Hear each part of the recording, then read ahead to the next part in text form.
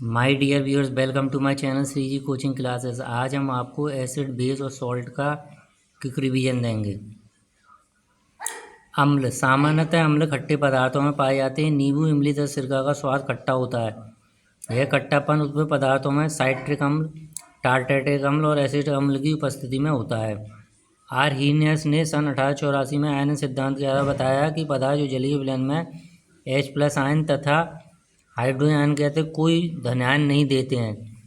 यानी कि जैसे हमारा HCl है तो इसमें हमारा H+ आयन और Cl- होता है। तो इनमें हमको बस पहचानना है कि सब में H+ आयन ज़्यादा होंगे, चाहे वो हाइड्रोक्लोरिक अम्ल हो, नाइट्रिक अम्ल हो, चाहे वो सल्फ्यूरिक अम्ल हो, चाहे वो एसिटिक अम्ल हो। किंतु हाइड्रोजन आयन या जलीय अणु स्वतंत्र रूप से नहीं रह सकते। यह जल के अणु से संयोग करके हाइड्रोनियम आयन H3O+ बनाते हैं। अब H+ आयन क्या होते हैं? जल के अणु से मिलते हैं तो H3O+ बनाते हैं। अतः अम्लीय पदार्थ हैं जलीय विलयन में H3O+ आयन देते हैं। तो देखिए HCl+H2O H3O+, इस तरीके से आप याद कर सकते हैं। अब विलयन का नमूना देखें, जैसे HCl है, अगर लाल लिटमस विलयन है तो उसमें कोई परिवर्तन नहीं होता है और नीले लिटमस में वो लाल हो जाएगा। H2S4 लाल हो जाएगा, HNO3 लाल हो जाएगा और CH3COOH लाल हो जाएगा। लेकिन जो बेस होते हैं वो हमारा कोई परिवर्तन नहीं होता है। ऐसे ही देखिए फिनॉल प्रीथेन में रंगीन रंगीन रंगीन रंगीन और मेथिल ऑरेंज में ये गुलाबी हो जाएंगे। तो एक बार ये आप टेबल देख लेना, ये केवल आपको कौन सा एसिड है कौन सा बेस है उसे चेक करने के लिए होती है। इसके बाद हम आपको ये एक्टिविटीज़ हैं, ये आपको देख लेना। इसमें से भी कभी कभी क्वेश्चन बन जाते हैं, इनको हम समझा नहीं रहे हैं। एक्टिविटी को केवल आपको समझना है, केवल देखना है। अब अम्ल एवं क्षारक धातुओं के साथ कैसे अभिक्रिया करते हैं, तो इसके लिए कि आप एक्टिविटी देखिए। अगर हाइड्रोजन गैस होती है तो इसमें फटफट की आवाज़ आती है मोमबत्ती जलाने से। ये आप एक्टिविटी, हमारा मेन पर्पस है कि आपको एक्टिविटी केवल दिखानी है हमें केवल।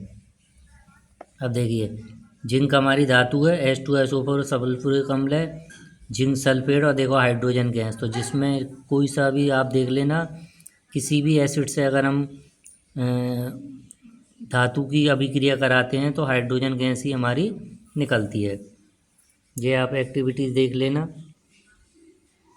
अब कार्बोनेट जो होते हैं हमारे, हाइड्रोजन कार्बोनेट से NaCO3 वगैरह जो होते हैं, देखिए NO2CO3। अगर सोडियम कार्बोनेट को एसिड से मिलाएं तो NaCl, नमक, H2O CO2। तो ये देखिए, कार्बन डाई गैस को चूने से प्रभावित करने पर चूने का पानी CO2 और श्वेत अपक्षेप कैल्शियम कार्बोनेट निकलता है। और अत्यधिक मात्रा में कार्बन प्रभावित करते हैं CaCO3 में, तो इसमें हमारा जल में घुलनशील CaSCO3 निकलता है। तो अम्ल एवं क्षार परस्पर कैसे अभिक्रिया करते हैं, तो इसके लिए आप पहले एक्टिविटीज ये देख लीजिए। आपको मेन जो थ्योरी है वही देखनी है। देखिए, NaOH हमारा सोडियम हाइड्रोक्साइड है, HCl हमारा अम्ल है, तो NaCl नमक और H2O लिक्विड, यानी क्षार और अम्ल मिलते हैं तो लवण जल। इसे हम न्यूट्रलाइजेशन रिएक्शन भी कहते हैं। इसकी आप एक एक्टिविटीज़ देख सकते हैं। एक्टिविटीज़ से भी कभी कभी एक क्वेश्चन आ जाते हैं। अब देखो, कॉपर ऑक्साइड में हमने 2HCl मिलाया है तो कॉपर क्लोराइड और H2O, यानी कि धातु ऑक्साइड अम्ल लवण और जल होता है।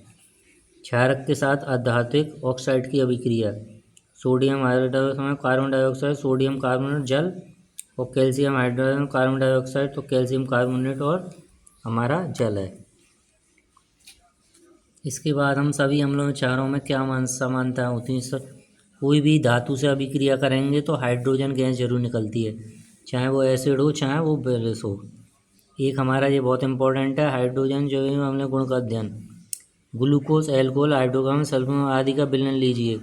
अब इसको अब जब आप देखेंगे तो प्रेक्षण में आप पाएंगे कि HCl और H2SO4 चालन तो बल चलता है, लेकिन ग्लूकोज तथा एल्कोहल विद्युत नहीं है, क्योंकि उनमें जो आयन होते हैं वो बहुत वीक होते हैं। तो इसलिए आप देखिए,